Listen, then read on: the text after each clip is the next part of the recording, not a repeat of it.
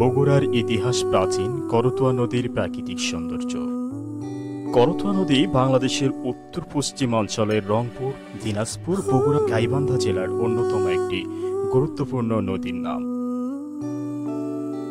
১২২ kilometre দৈর্ঘ্য ও গড় প্রস্থ ১৪৪ মিটার।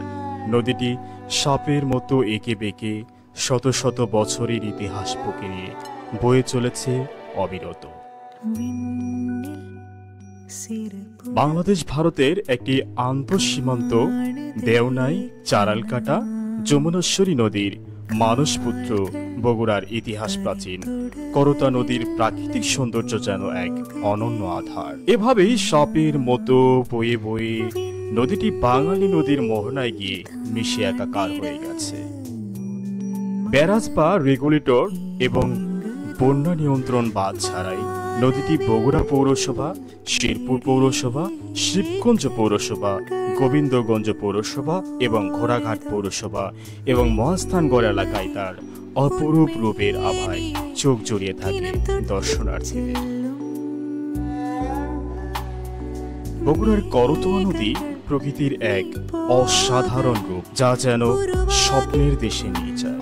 নদীর দুই ধার জুড়ে দাঁড়িয়ে আছে বড় বড় গাছ, তাদের ছায়ায় সবুজ ঘাসের বিছানা যেন প্রকৃতির এক নরম জাদু।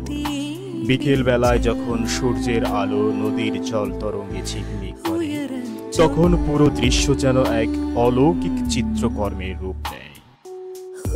এই নদীর পাশে থাকা ফসলের জমি, নীল ও সোনালী রঙের তরঙ্গিত ক্ষেত, কৃষকের শ্রমের ফল সার আর্দ্রতায় আরো উজ্জ্বল হয়ে ওঠে।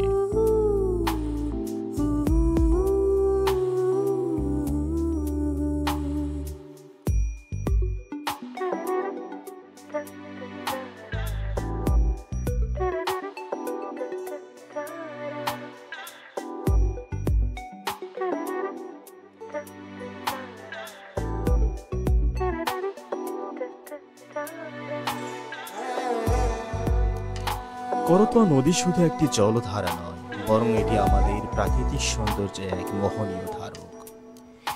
এখানে সময় থমকে দাঁড়িয়ে থাকে মানুষের ভাবনা, প্রকৃতির রূপ এবং জীবনযাত্রায় একটি অসাধারণ মিলন ঘটে।